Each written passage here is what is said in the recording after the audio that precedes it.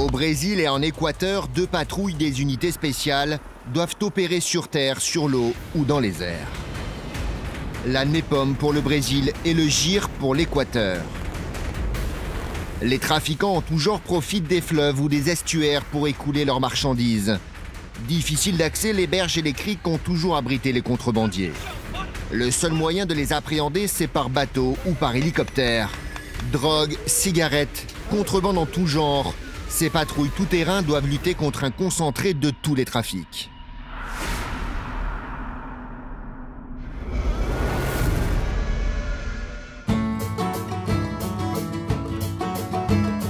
La ville de Guayaquil est surnommée la perle du Pacifique. Dans la région, les petits pêcheurs traditionnels côtoient les grosses fermes d'élevage de crevettes, l'exportation principale du pays. C'est dans cette zone que patrouille le GIR, le groupe d'intervention et de récupération de la police équatorienne.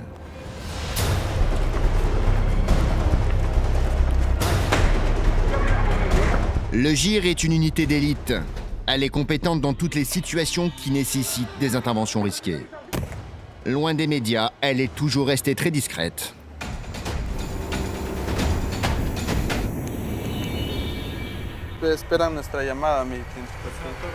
Le lieutenant Del Pozo y est dévoué corps et âme.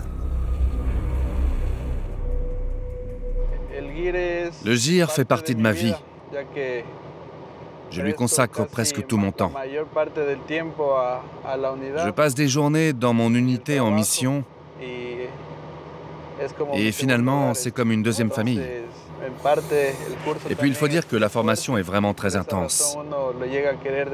C'est sûrement pour cette raison qu'on finit par aimer cette unité. Sur l'ensemble du territoire de l'Équateur, le GIR regroupe 280 policiers d'élite. La section de Guayaquil en compte à elle seule la moitié. Elle est capable d'intervenir sur tous les terrains. Notre section fluviale a été créée il y a environ 5 ans à cause de vols et d'actes de piraterie qui ont beaucoup augmenté. C'est pour ça qu'on a donné au GIR la responsabilité des aires fluviales. Tout un pan de notre formation comprend des entraînements sur l'eau et du coup, on a une meilleure préparation pour intervenir sur le fleuve.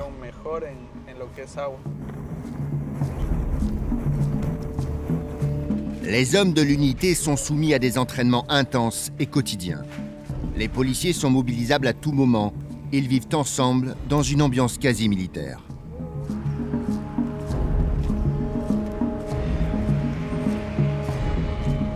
Le GIR, c'est l'unité par excellence. C'est la meilleure unité de notre police. Vous pouvez demander à n'importe quel policier dans la rue. Ils vous diront tous que c'est le top des tops.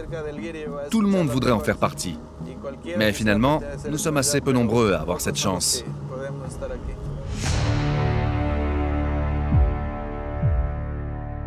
La ville de Foz do Iguaçu au Brésil est connue dans le monde entier pour abriter l'une des 7 merveilles du monde, les chutes d'Iguaçu. Plus de 275 cascades se succèdent sur plus de 3 km. Des millions de touristes viennent s'extasier devant ce spectacle unique. La ville toute proche bénéficie de cette manne touristique, mais elle doit également lutter contre une criminalité liée à la contrebande.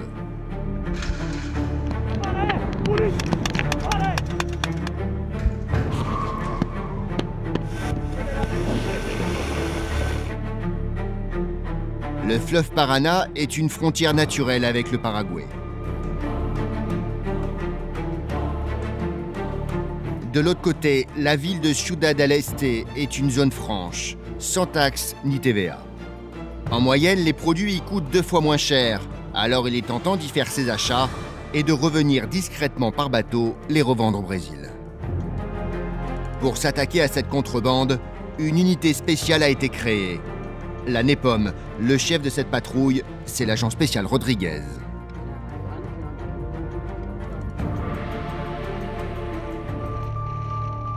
Agora nós estamos indo aqui no Nous sommes en route pour l'Institut de développement de la frontière. C'est une organisation qui fait des études sur la criminalité au niveau de la frontière et sur les impacts que cela peut avoir sur la société. Le Brésil compte plus de 15 000 km de frontières avec 10 pays différents. Impossible de contrôler la totalité de l'afflux des contrebandiers en tout genre. Le Brésil perd 115 milliards de réals avec la contrebande.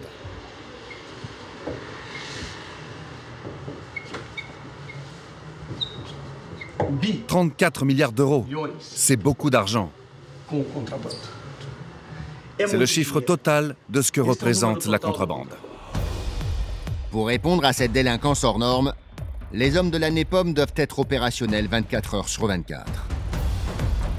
On va faire une petite patrouille dans la zone du fleuve Paraná, sur le territoire de la ville de Foz do Iguaçu, à la limite entre le Brésil et le Paraguay.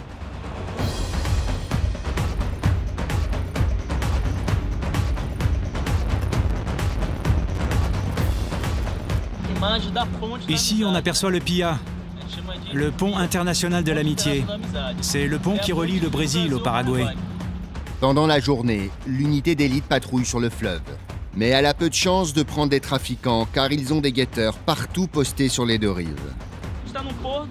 Parfois, on arrive à un port et on entend dire qu'ils sont déjà sur un autre parce qu'ils ont été prévenus. C'est du crime organisé parce qu'ils ont une logistique. Ils nous surveillent dès qu'on sort de notre base de chantier naval. Quand une voiture sort de la base, ils préviennent tout le monde. Les fédéraux sont dans le coin. Alors ils s'arrêtent, ne traversent pas et attendent qu'on parte. Si on reste à un endroit, bon, ils ne vont pas traverser par là, mais plus loin. Pour que la situation tourne à son avantage, l'unité utilise comme ici les hélicoptères de la police fédérale.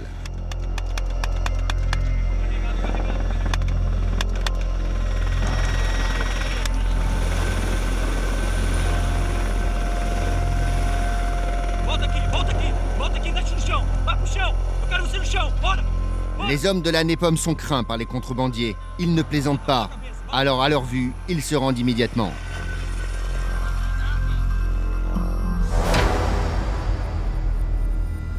Aucun lieu ne doit pouvoir échapper à leur contrôle. Même le fameux site des chutes d'Iguaçu. Les patrouilleurs de la NEPOM réquisitionnent les bateaux réservés habituellement aux touristes, car ce sont les seules embarcations capables de résister aux courants violents créés par les cascades. Aujourd'hui, l'objectif de la mission, c'est de marquer de leur présence toutes les zones autour de Foz do Iguaçu, même les plus difficiles d'accès. C'est une forme d'avertissement qu'ils envoient à l'intention des contrebandiers et des trafiquants.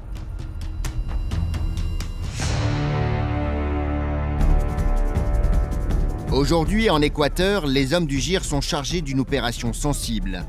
Elle se trouve au cœur d'un quartier pauvre, connu pour être le refuge de nombreux dealers.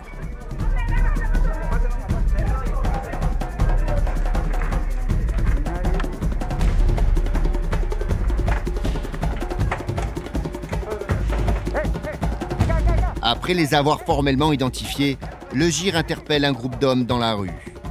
Ces trafiquants de drogue sont recherchés par la justice et seront présentés devant un juge.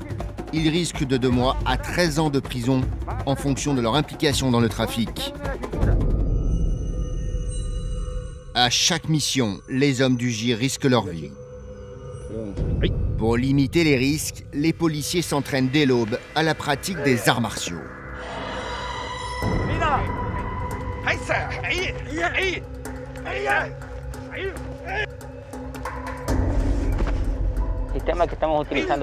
La discipline que nous pratiquons, c'est l'art martial qu'on appelle le Kyushu. On se concentre uniquement sur les points névralgiques par pression. Si vous touchez 2 ou plusieurs points, vous les faites totalement perdre connaissance, il entre en état de choc.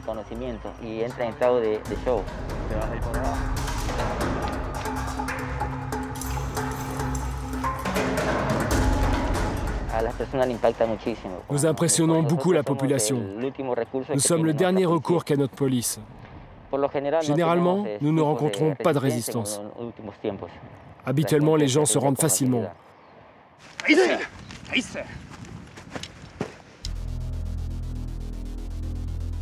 Un appel vient stopper net l'entraînement. Des voleurs de crevettes rôdent autour des fermes d'élevage. Le lieutenant Del Pozo doit se rendre dans la marina où les bateaux de l'unité l'attendent. L'Équateur est l'un des plus gros exportateurs mondiaux de crevettes. Or, l'année dernière, des bandes organisées ont volé plus de 2 millions de dollars de crustacés. Une affaire sérieuse confiée au GIR.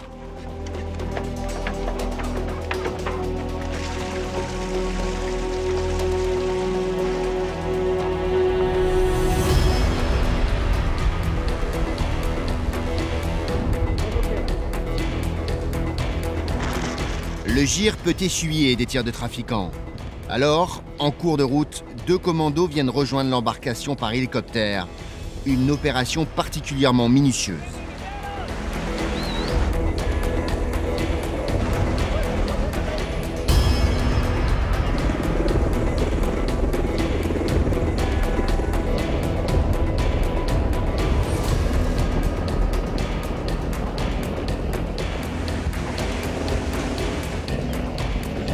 Le groupe est paré, la ferme d'élevage est toute proche, l'équipe intervient.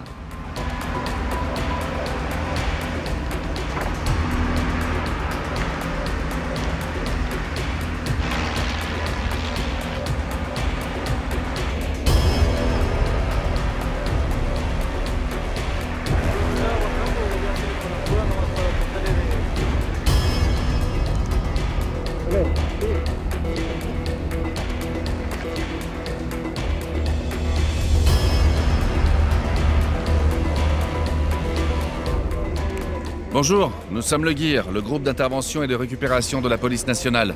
Nous effectuons une mission pour sécuriser la zone. Les embarcations suspectes ont fui dès qu'elles ont aperçu le GIR. Néanmoins, leur présence rassure le patron de cette exploitation. Mon nom est Mario Burneo Saavedra. Je suis l'administrateur de cet élevage de crevettes qui appartient aux entreprises Capremar, Mariscots et Salinasa. La crevette est une des principales ressources économiques et d'entrée de devises du pays. C'est un produit destiné essentiellement à l'exportation. On a été attaqué il y a 3 ans. Et il y a 1 an, on a réussi à contrer une attaque alors qu'ils allaient tout emporter. On a eu un coup de chance. Ils ont été arrêtés parce que nous avons eu immédiatement le soutien du GIR. On a interpellé 2 bandes dans un élevage grâce à des renseignements obtenus depuis l'intérieur. Alors, un des gardes était de mèche avec cette bande. On l'a interrogé et ensuite on a pu les capturer.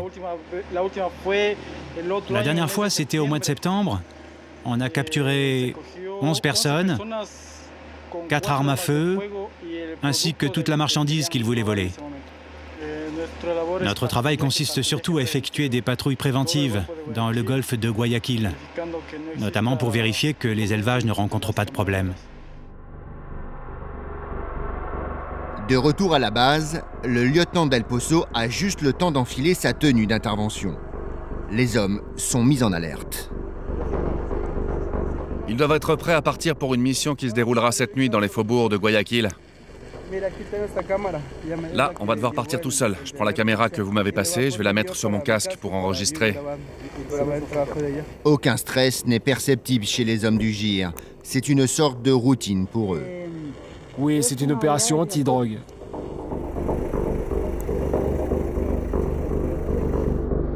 La mission est d'interpeller un trafiquant de drogue. Les hommes du GIR interviennent de nuit.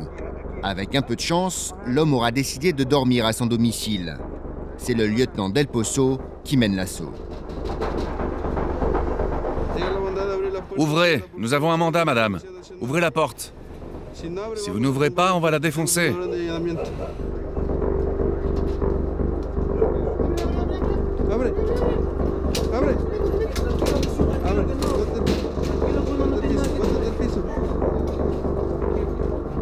En Équateur, le GIR peut intervenir à toute heure, à condition qu'un juge lui délivre un mandat en bonne et due forme.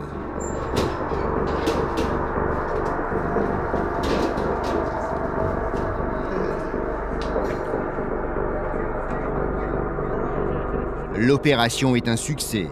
L'homme est interpellé et remis à la justice.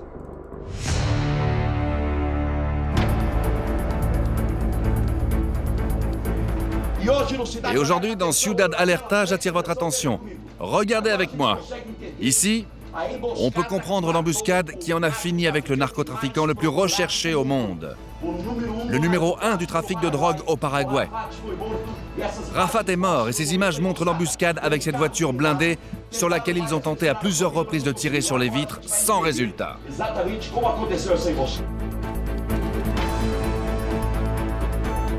Je m'appelle Robson Silva, je suis journaliste depuis plus de 30 ans. Ce journaliste judiciaire est au cœur des faits divers de la région.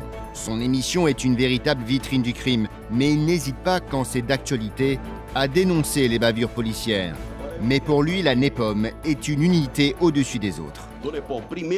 La NEPOM, c'est une branche de la police fédérale qui jouit d'un respect et d'une crédibilité incroyable dans tout le pays. Il faut savoir que la NEPOM, que ce soit dans la région d'Iguaçu ou dans les zones d'action autour du lac d'Itaipu, n'a jamais eu ne serait-ce qu'un seul problème de corruption ou de bavure ou n'importe quel genre d'attitude impopulaire. Dans cette unité d'élite de la police fédérale brésilienne, les agents sont aussi à l'aise sur le fleuve que sur terre. L'agent Kleber et son coéquipier Machado sont en planque depuis 2 heures, mais leur attente va être récompensée.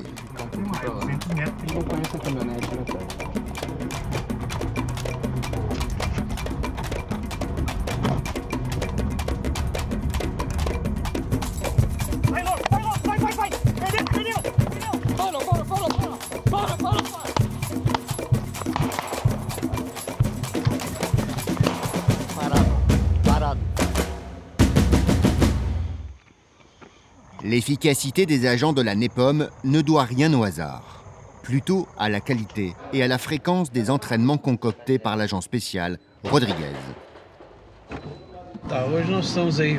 Là, nous partons pour un entraînement policier. On va faire un entraînement avec des armes, des fusils.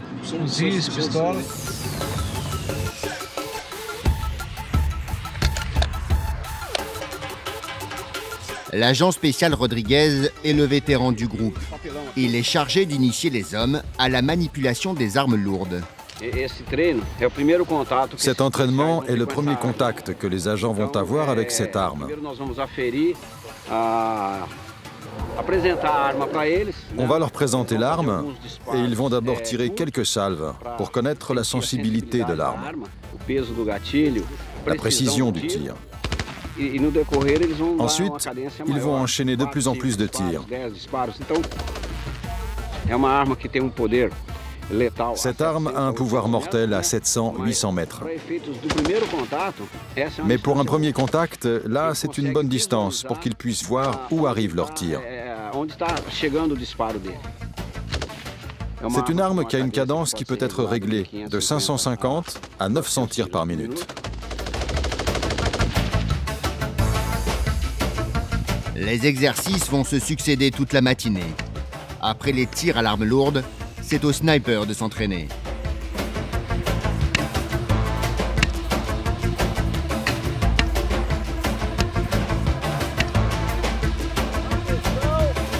Chaque jour, les hommes affinent un peu plus leurs tirs de précision.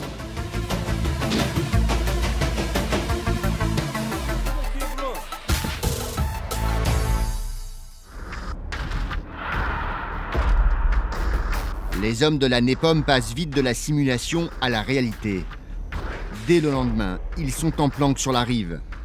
Un de leurs informateurs leur a donné le lieu d'une probable livraison de drogue venue du Paraguay. Après des heures d'attente, dissimulées dans la végétation, leur patience est récompensée. Une embarcation accoste en contrebas. Le doute n'est plus permis, ce sont bien des trafiquants.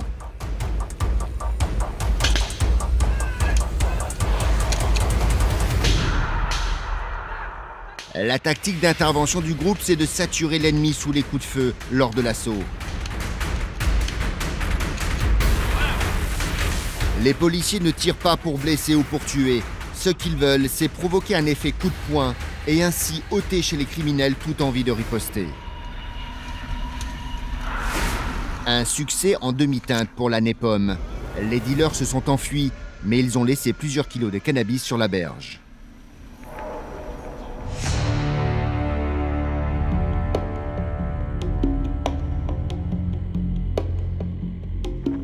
Comme l'unité d'élite brésilienne, le GIR en Équateur a aussi un champ d'action très varié.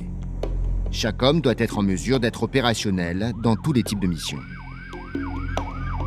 Cela implique un domaine particulièrement sensible, la recherche et la manipulation d'explosifs.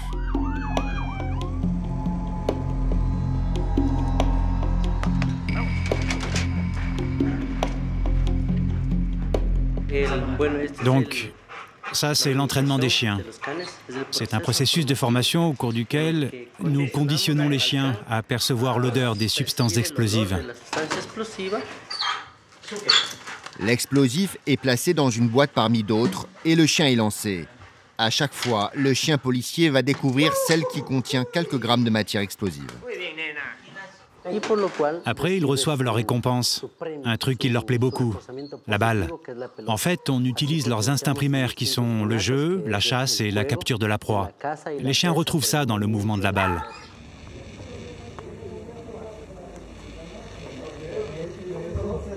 L'étape suivante, c'est la mise en condition réelle du chien. Son attitude dans une foule et sa réaction devant l'explosif doivent être parfaites. À la moindre erreur, les conséquences pourraient être dramatiques.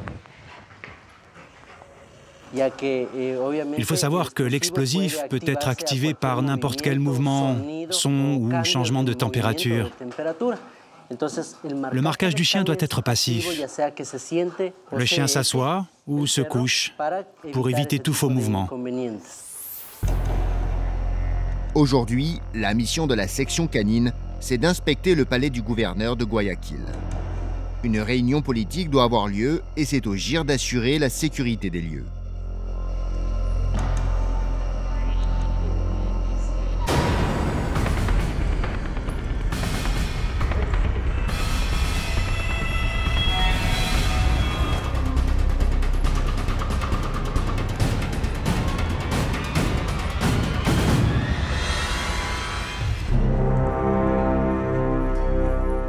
Selon l'expression de l'unité canine, les bureaux sont déclarés propres.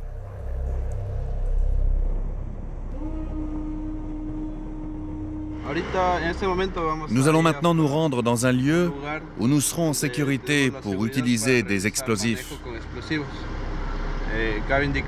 Il faut signaler que le GIR est la seule unité chargée de l'utilisation, de la manipulation, du transport et de la destruction d'explosifs au sein de la police nationale. Pour répondre aux opérations de déminage, il n'y a aucune place à l'improvisation. Nous allons vous montrer comment nous détruisons le matériel de guerre. La plupart du temps, ce que nous trouvons dans notre pays, ce sont les grenades à fragmentation abandonnées, aussi bien en ville qu'à la campagne. Dans ce scénario, nous avons 2 grenades à fragmentation et une contre-charge. Nous allons voir comment l'explosion de la contre-charge détruit, neutralise ce matériel de guerre.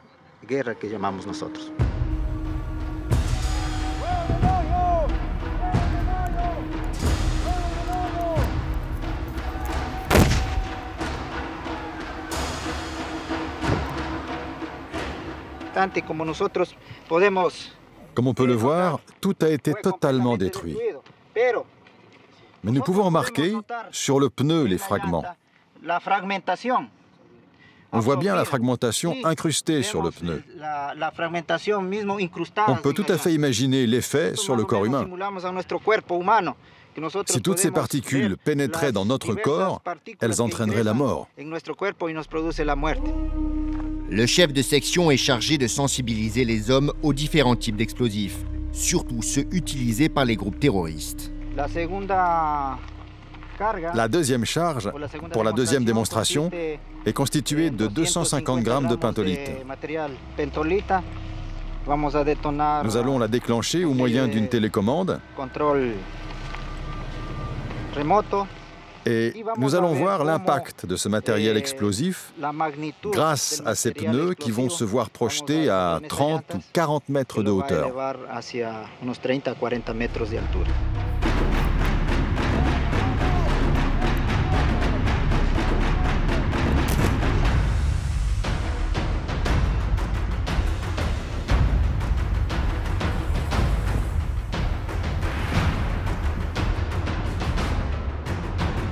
Le GIR de Guayaquil est préparé à intervenir sur tous les terrains, que ce soit en ville ou sur le fleuve. Il peut réagir face à toutes les situations, même les plus explosives.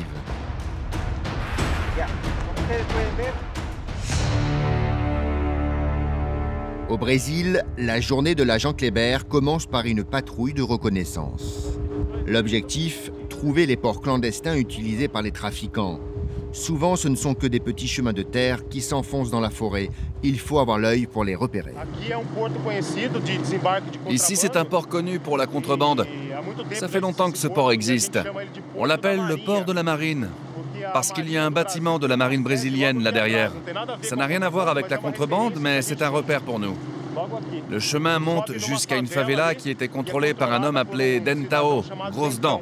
Il y a toujours eu beaucoup de marchandises et de drogue qui passent par là. Pendant que la patrouille de Kléber navigue sur le Paraná, l'agent spécial Rodriguez est en planque sur les bords du fleuve. Les bateaux de la police sont trop repérables pendant la journée. Alors, c'est directement sur la rive que le policier a le plus de chances d'appréhender les criminels. Là, nous attendons le signal d'un autre groupe qui se trouve dans un poste d'observation et qui surveille l'activité sur le fleuve Paraná. Il surveille d'éventuels passages de produits illicites, de contrebande du côté paraguayen vers le côté brésilien. Une embarcation a été repérée. Il faut intervenir dès que les occupants poseront un pied sur la rive.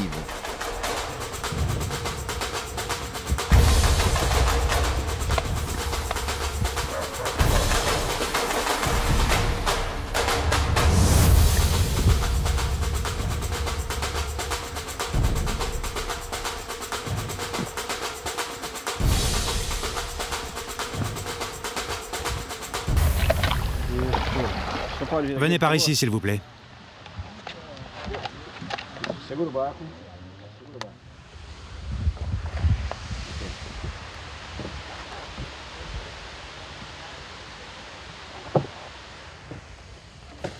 Qu'est-ce que vous avez là? De l'eau et de la viande. Vos papiers, s'il vous plaît. Vous êtes le propriétaire? Vous savez que vous n'avez pas le droit de traverser. Mais ce n'est qu'un passager. Vous ne pouvez pas faire cette traversée. Vous habitez où? Ici, je suis vendeur de journaux.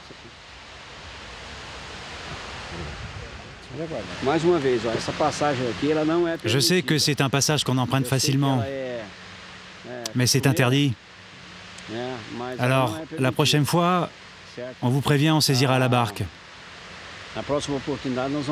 Donc là, vous descendez et vous retournez avec votre bateau au Paraguay. Gentiment. On vous aura prévenu, ok?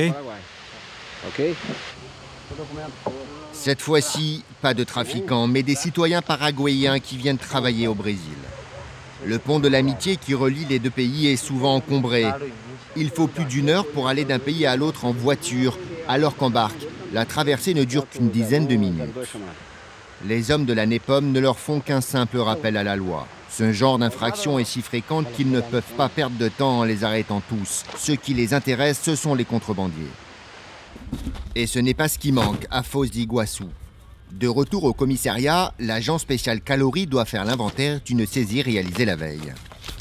Ouais, la plupart sont des Paco Rabanne, ouais. Des Paco Rabanne. Ici, on a du matériel multimédia pour les voitures. Alors ça se monte sur le tableau de bord. C'est pour tout type de véhicule. Il y a une différence de prix de 100% entre le Paraguay et le Brésil. Au Brésil, ça vaut le double. La valeur de cette saisie est d'environ 20 000 $. Une petite prise malgré tout.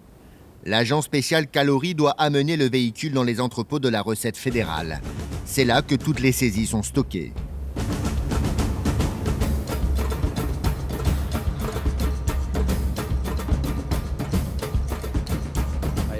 Alors ici, nous sommes à la recette fédérale, où sont envoyées toutes les marchandises, tous les véhicules saisis aussi bien par la police fédérale que par la recette fédérale elle-même, ou par d'autres organismes qui travaillent pour l'État.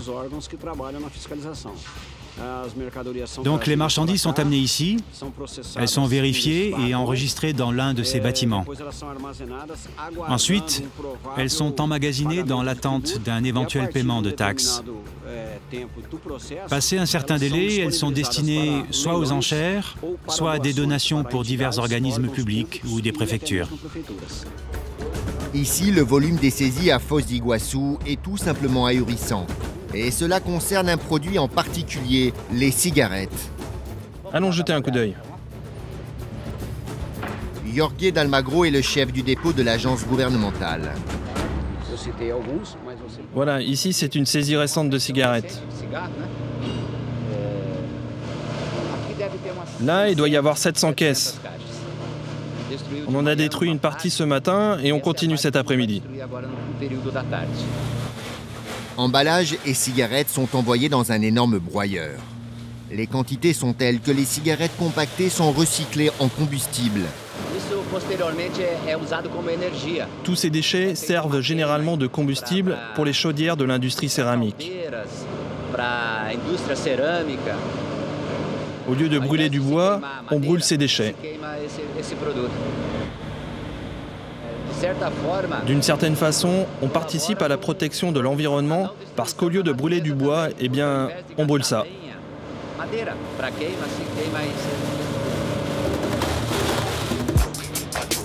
Chaque année, à Foz d'Iguaçu, plus d'un demi-milliard de cigarettes saisies sont détruites dans le compacteur de la recette fédérale. Mais le plus impressionnant reste à venir.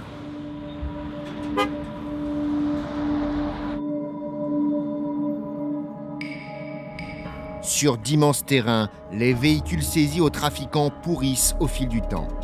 Il est impossible d'en faire le compte exact. Ici, c'est un autre terrain, un deuxième terrain du commissariat où sont stockés les véhicules, les embarcations et les motos saisies avec des drogues, des stupéfiants ou au cours d'opérations d'enrichissement illicite. Comme elles n'ont pas été saisies avec de la marchandise, elles ne sont pas conduites à la recette fédérale. Il faudrait changer la législation pour mettre tout ceci aux enchères et déposer cet argent sur un compte pendant que l'on mène l'enquête. Ça éviterait que tout ceci se détériore et reste ainsi garé inutilement dans un parking.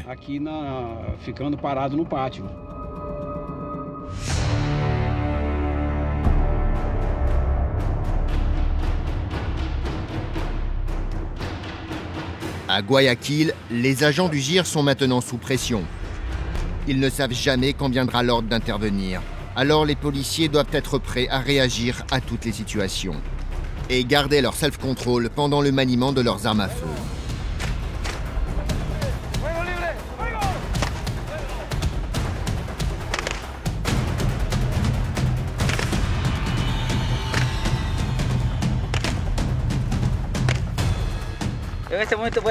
Maintenant, je vais augmenter le niveau de stress. Comment l'augmenter?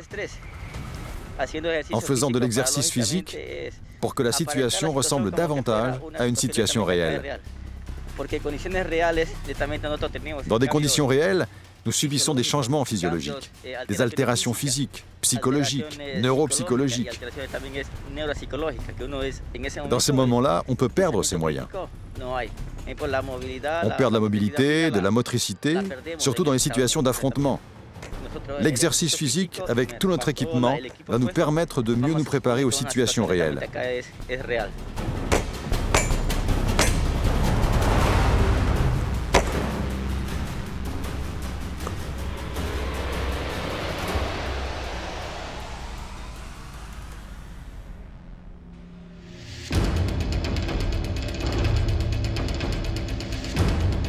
À peine l'entraînement de tir terminé, les hommes sont pris en main par le lieutenant Del Pozo.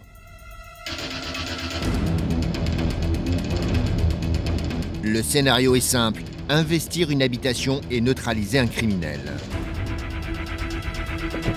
Ce type d'entraînement est réalisé 3 fois par semaine, en plus des interventions réelles. La coordination entre les hommes doit être parfaite.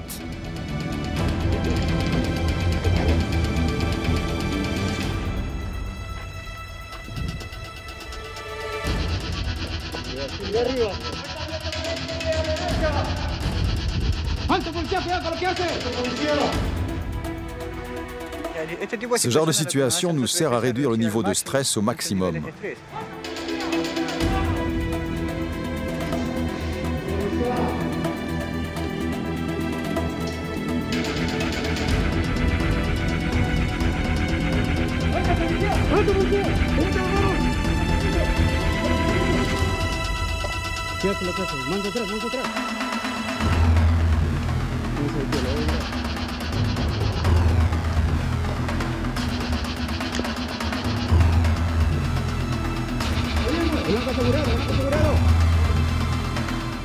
Dans ce genre d'exercice, ce que nous faisons, c'est combattre ce que nous appelons le stress, la peur, la pression, ce que l'on retrouve dans une situation réelle.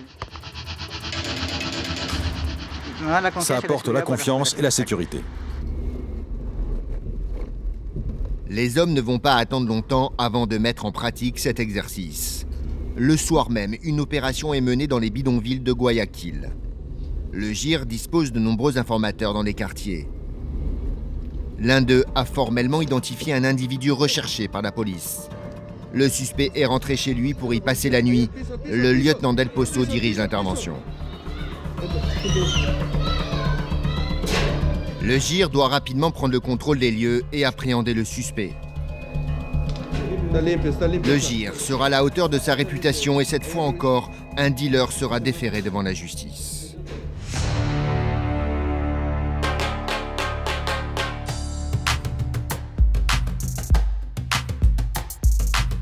La journée commence sur la base de la NEPOM.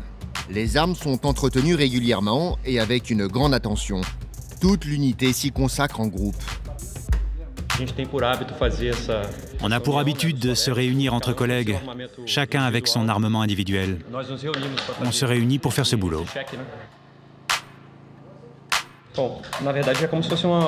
C'est un peu comme une famille ici. Comme on partage des moments de danger et comme on passe beaucoup de temps ensemble, parfois même davantage qu'avec nos propres familles, on finit par être liés par une amitié profonde, bien réelle. Et ça, c'est à force de vivre ce genre de vie.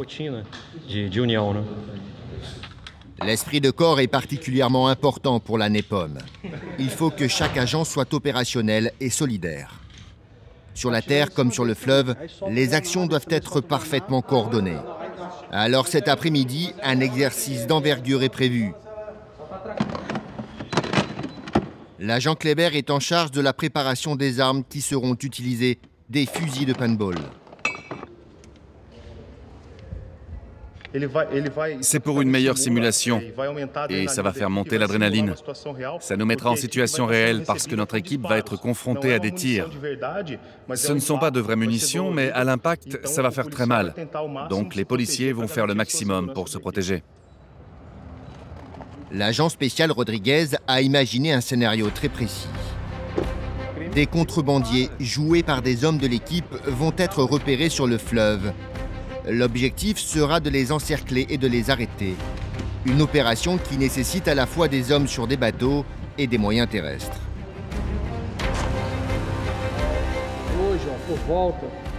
Aujourd'hui, à environ 16h30, un chargement d'armes et de drogue va passer ici. Le scénario est prêt, Rodriguez donne le signal. Le timing est précis, chaque policier doit jouer son rôle à fond, comme si c'était la réalité. Il va y avoir des échanges de tirs et des jets de grenades. À ce moment-là, l'unité en bateau demande du renfort.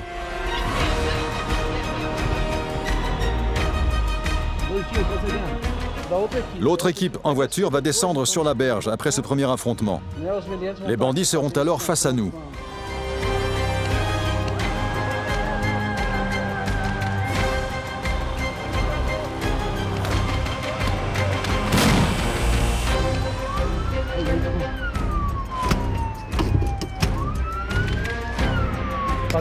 La tactique, c'est de faire un rideau de fumée pour qu'ils ne vous voient pas arriver.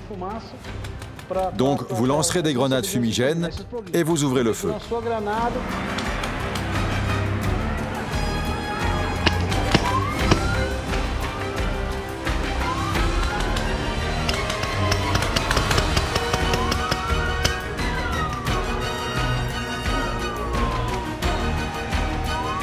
Encerclés et sous le feu des policiers, les faux criminels n'ont pas d'autre choix, ils se rendent.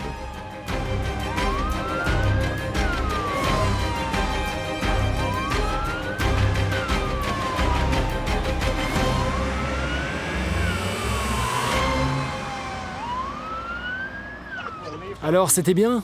Parfait, c'était parfait. Eh, t'as reçu une balle? Oui, une balle m'a touché au bras. La réalité va vite rattraper la fiction. Une opération nocturne se prépare. Les hommes de la NEPOM sont prêts. Il ne manque plus qu'à attendre la nuit.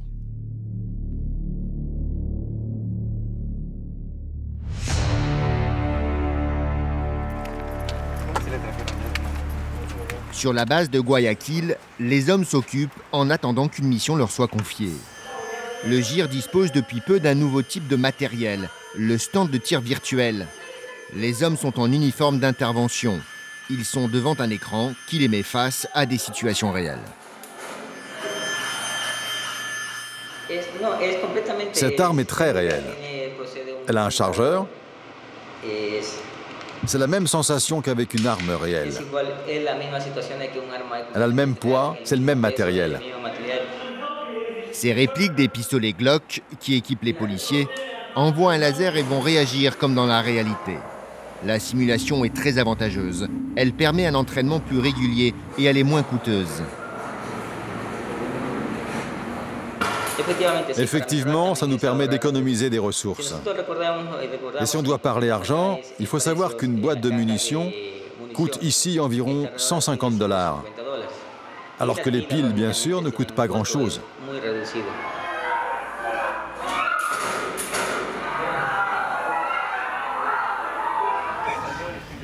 Dans un local de la base, des hommes se préparent en urgence. Ce sont les plongeurs du GIR. L'unité est également habilitée à intervenir sous l'eau, mais souvent pour des situations morbides. Notre fonction particulière en tant qu'institution, en tant que police nationale, en tant que GIR, c'est que nous sommes plongeurs de recherche. C'est-à-dire qu'on récupère le corps de personnes qui ont malheureusement perdu leur vie dans le fleuve, que ce soit en eau trouble, claire ou stagnante. Pour résumer notre mission, on récupère des cadavres. En 2016, 52 corps ont été retrouvés par les plongeurs. Rendre les dépouilles aux familles pour qu'elles puissent faire leur deuil est également une mission importante pour le GIR. On est entraîné et formé pour servir la société. On ne fait pas de distinction en fonction des citoyens. Notre vocation, c'est de servir à 100%. OK ?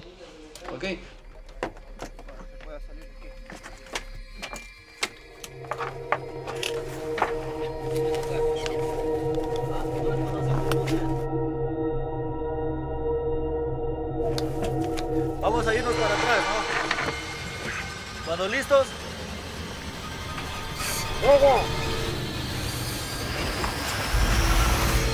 Les policiers se mettent en place sur la zone où un homme se serait noyé. Sous l'eau, la vision est nulle. C'est en fouillant le sol avec leurs mains, petit à petit, qu'ils inspectent le fond.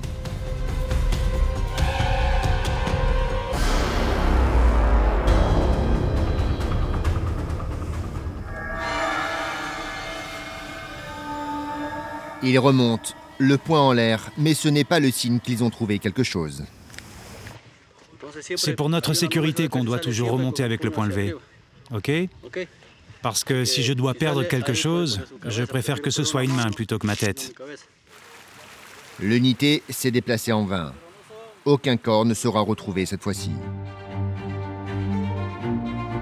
Le rythme des entraînements et des opérations quasi quotidiennes est intense, mais il n'entame en rien le mental des hommes du GIR. Nous allons crier très fort notre devise. Venez s'il vous plaît. Camarades. Allez, les mains, un seul point. Nous sommes les premiers. Nous sommes les meilleurs. Nous sommes des policiers contre les guérilleros. Toute la vie, jusqu'à la mort. Comme ça, toute la vie.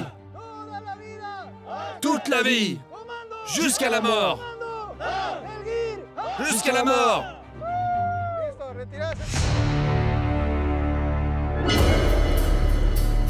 La nuit est tombée sur Foz d'Iguaçu. L'opération nocturne se prépare sur la base de la NEPOM. L'agent Kléber et le chef Rodriguez arrangent les derniers détails. L'opération sera menée conjointement sur terre et sur le fleuve. Généralement, ils prennent le chemin d'en haut pour échapper à notre champ de vision. Après, il y a Portobello. Ils accostent vers le temple bouddhiste. Seulement là, c'est plus difficile de les aborder. Parce qu'il y a 3 km d'ici à là-bas. Alors pour eux, il y a seulement 350 mètres. Et puis ils se cachent dans le petit bras du fleuve, ici. Pour le dispositif, 2 hommes sont à pied dans les marécages camouflés. Dans la favela, des véhicules banalisés sont positionnés prêts à intervenir. Et sur le fleuve, les bateaux rapides sont en surveillance. La nuit est un avantage pour les trafiquants, mais elle l'est encore plus pour les hommes de la NEPOM grâce à un matériel high-tech.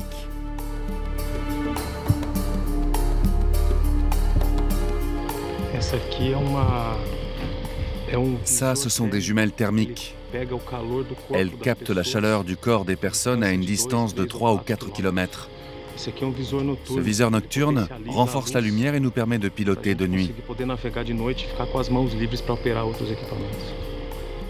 Il peut détecter à 3 ou 4 km la forme d'un bateau. À peu près à 2 km, tu peux distinguer si c'est un animal sur le bord de la forêt, si c'est un être humain, si c'est une personne qui a quelque chose entre les mains, une arme ou autre chose. Nous avons 2 collègues qui sont postés plus près de la favela Rubira, qui observent tout mouvement.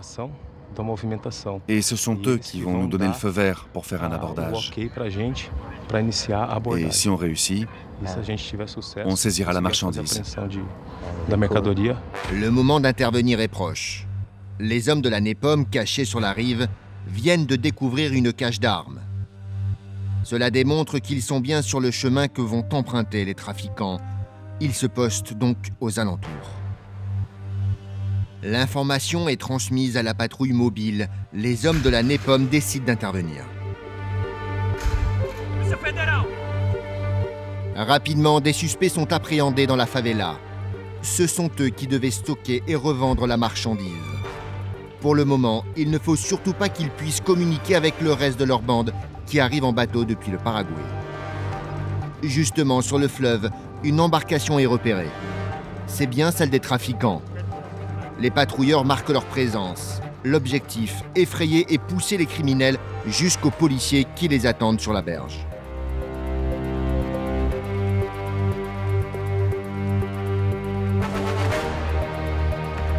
Les contrebandiers sont arrêtés sans aucun incident. Un important trafic d'armes et de drogue est ainsi neutralisé.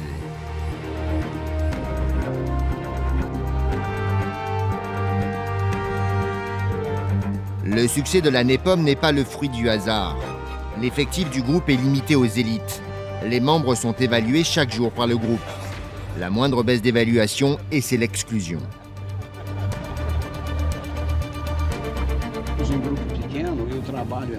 Comme nous sommes un petit groupe et qu'il y a beaucoup de travail, il faut se répartir les tâches. Si le policier n'est pas motivé par son travail, ou s'il fait preuve d'un manquement à la discipline, c'est l'équipe elle-même qui va l'inviter à s'en aller. Nous, on est là pour travailler, pour accomplir notre devoir. Nous n'accepterons jamais que les agissements d'un seul membre de notre unité puissent faire du tort au travail de l'équipe tout entière. Les patrouilles d'élite du Brésil et de l'Équateur sont aussi bien opérationnelles sur terre comme sur l'eau.